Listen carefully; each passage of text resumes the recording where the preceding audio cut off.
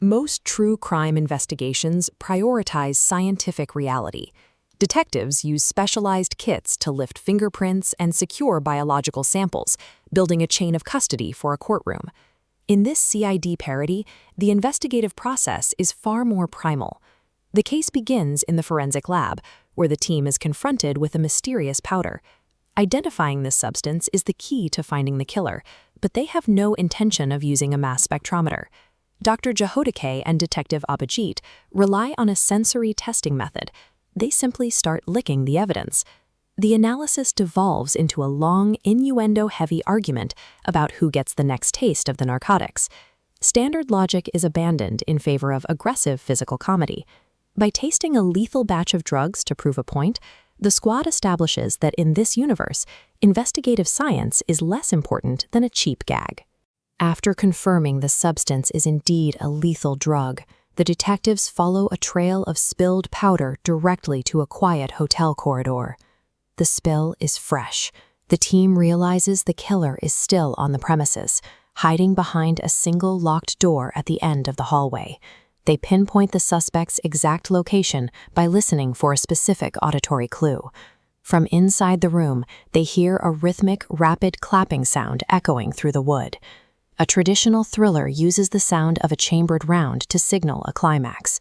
Here, the squad prepares to breach the room to the sound of mysterious, suggestive applause, subverting the tension with a crude punchline. Detective Daya executes the series' most iconic trope. On Abhijit's command, he delivers a high-impact kick that shatters the frame, sending the door flying inward. The tactical entry immediately collides with a pathetic reality. The man inside isn't an assassin reaching for a weapon. He's a common criminal caught in the middle of a vulgar, compromising solo out.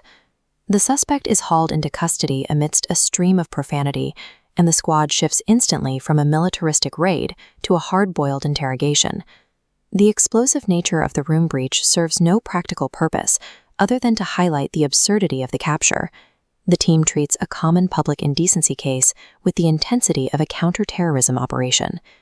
During the interrogation, the killer reveals his motive: unreciprocated Instagram reels. The data shows the sheer volume of the victim's digital spam. Every single day, the victim would flood the killer's inbox with 50 videos, creating a massive, towering spike of notifications. This constant bombardment took a severe toll. Each notification alert became a source of mental fatigue, clogging the killer's phone and his sanity. The killer tried to maintain the social contract. This blue bar represents the reels he sent back, an attempt to participate in the exchange and keep the friendship alive.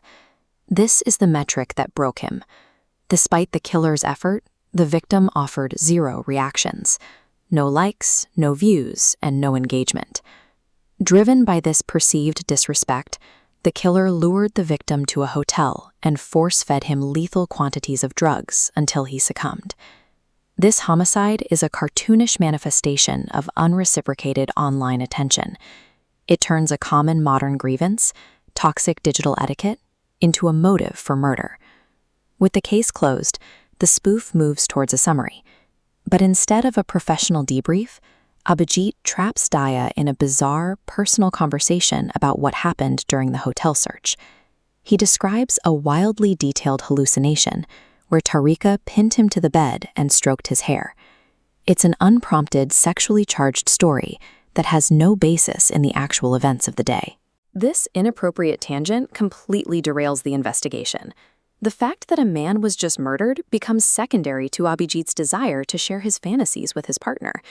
This epilogue confirms that in this universe, the tragic details of a murder case will always be steamrolled by the detective's own slapstick priorities. The killer is behind bars, and the hotel room is a crime scene. But the threat of a fatal digital imbalance remains, as long as your notifications are turned on. Take a moment to consider your own digital hygiene. Think about the friends who send you content daily. In the modern world, receiving a reel comes with a mandatory social obligation. You are required to reciprocate with a reaction, or at the very least, a view. The victim's fate serves as a warning for anyone currently sitting on an unread DM. Ignoring your friend's reels could lead to extreme, cartoonishly violent consequences. Your social survival depends on your engagement. To help fund the next investigation, ensure this video hits 3,000 likes. Don't leave us on red.